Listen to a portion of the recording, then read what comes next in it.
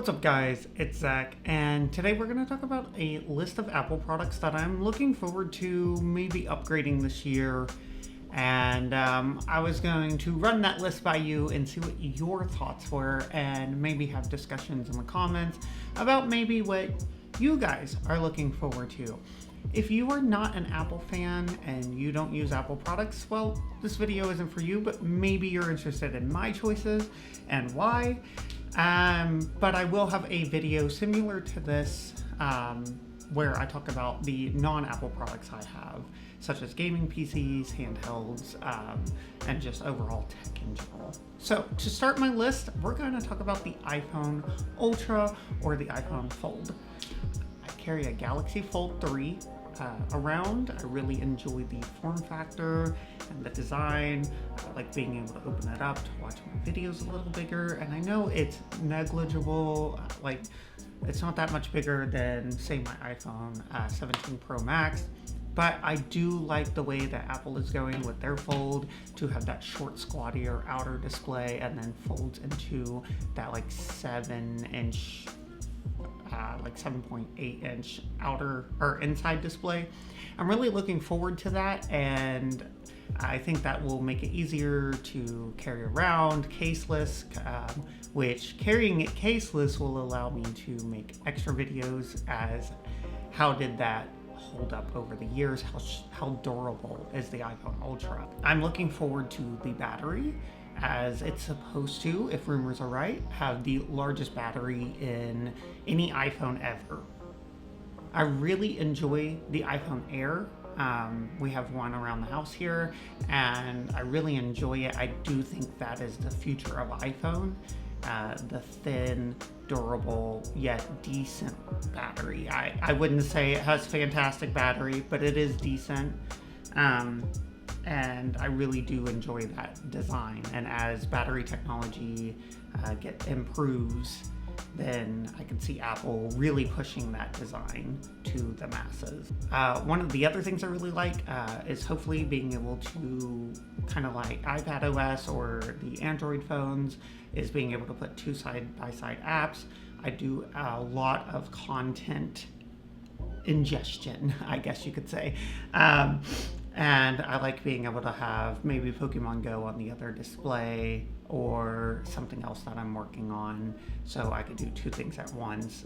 Yes, picture-in-picture is great, but it doesn't always work for what I need, and sometimes I need its own designated area, not out of the way, like off screen, or floating above, but I need its own designated area so I can work on what I'm doing and not get distracted by a bubble that I'm having to swipe out of my way all the time.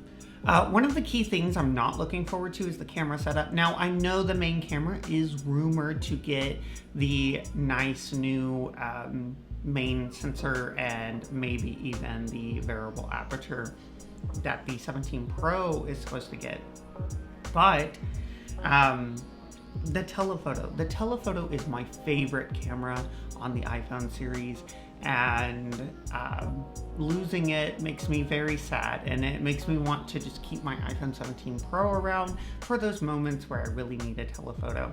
Now, I might look at aftermarket telephoto lenses and see what the options are there. I know Moment has some great camera lenses, so we'll take a look at that and see, but the ease of use of just having something built in like that and how decent that camera lens is, I think that's what I'll miss the most. I go to a lot of concerts, and when I'm walking around bigger cities, I really like having that telephoto when I frame up my shots. The next product I would like to talk about is the Apple Watch Ultra.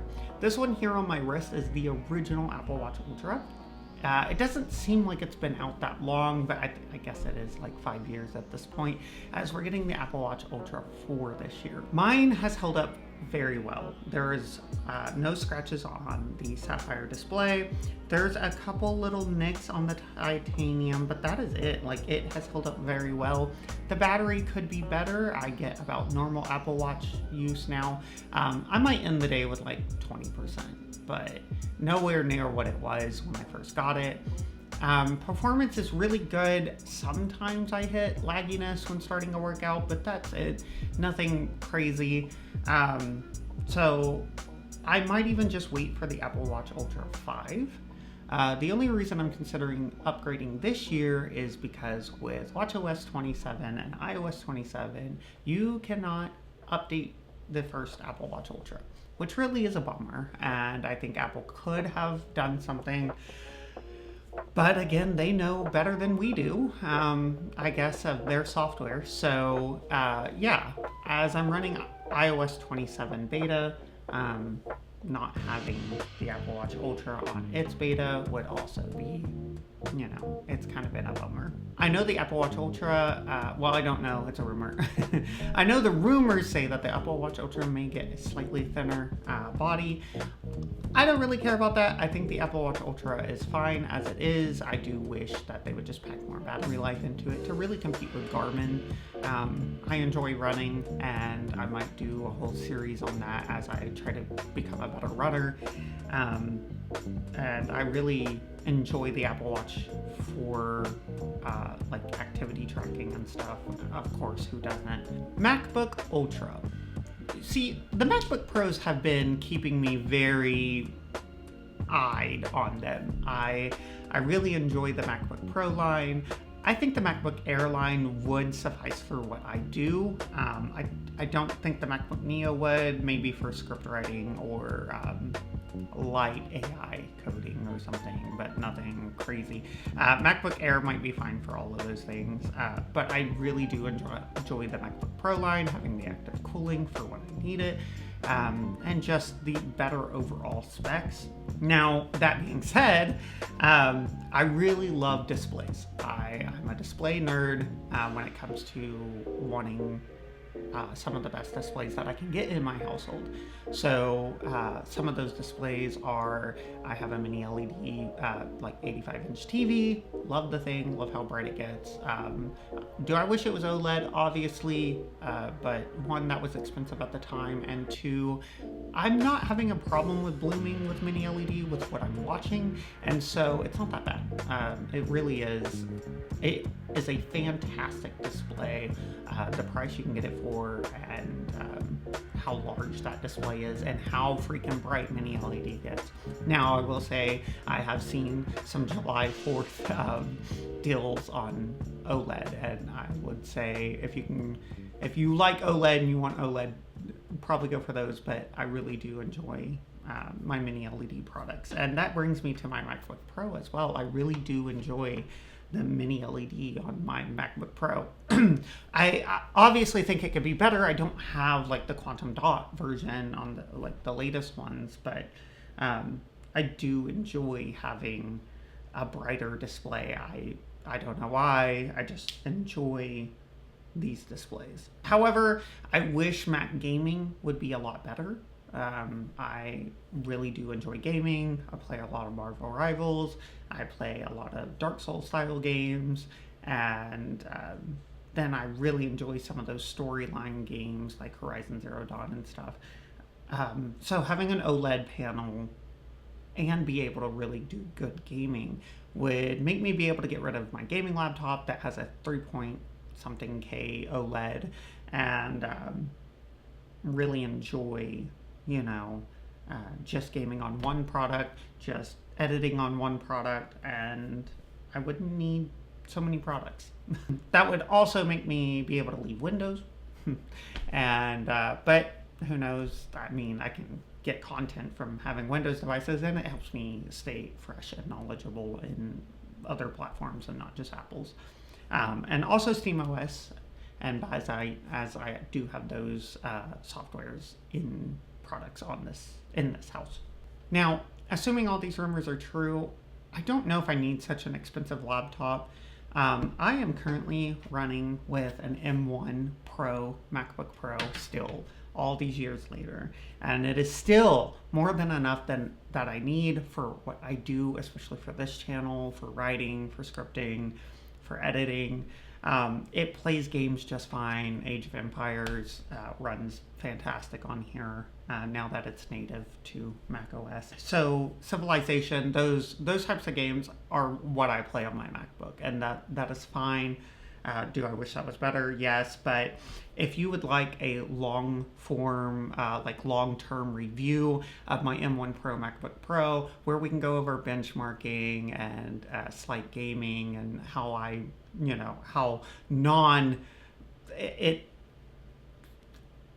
don't need more for what I'm doing.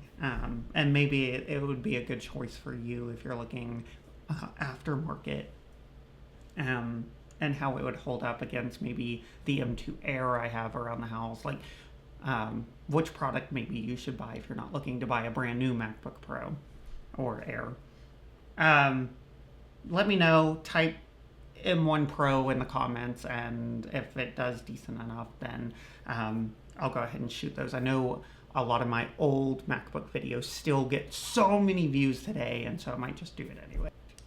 Now, I typically upgrade my products every year, and this MacBook Pro is the first one that broke that trend, and then the Apple Watch Ultra broke that trend, and then the AirPod Pro 2s broke that trend. And the only thing I upgrade every year now is my iPhone, and that's only because it's just so easy through Verizon to do that. And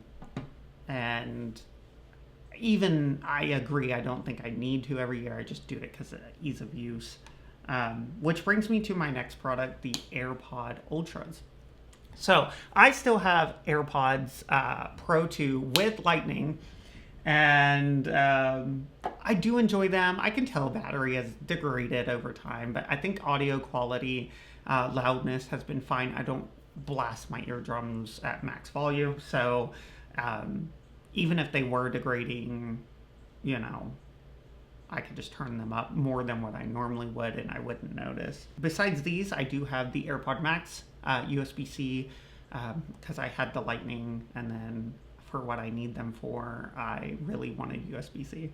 And so I did upgrade those. I do not have the latest chipset one that just came out, and I do not plan on upgrading. But yes, with the Ultras, I am ready for... I'm just ready for that upgrade. I like keeping my AirPods kind of fresh, not too far behind, and I'm just really wanting USB-C. I don't think I need the Ultras. I could just go with the Pro 3s, but I might as well just get the top of the line ones that I assume I want and just keep them for longer. So these are the things I just think I was gonna upgrade this year. That doesn't mean I am. The MacBook Ultra is way too expensive probably for me to upgrade this year.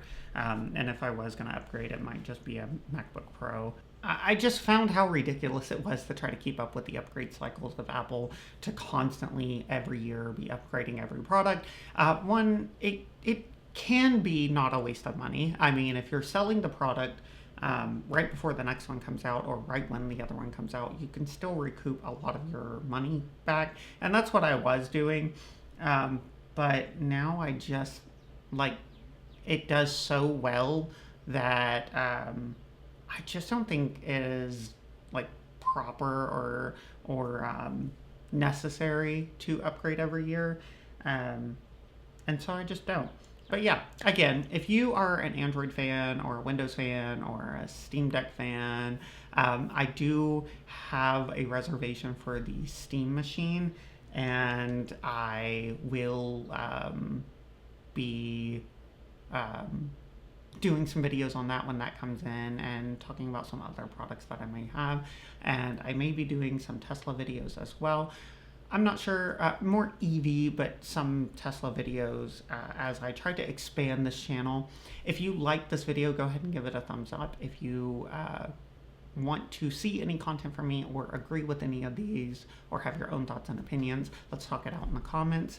And we will see you in the next one. Thanks, guys.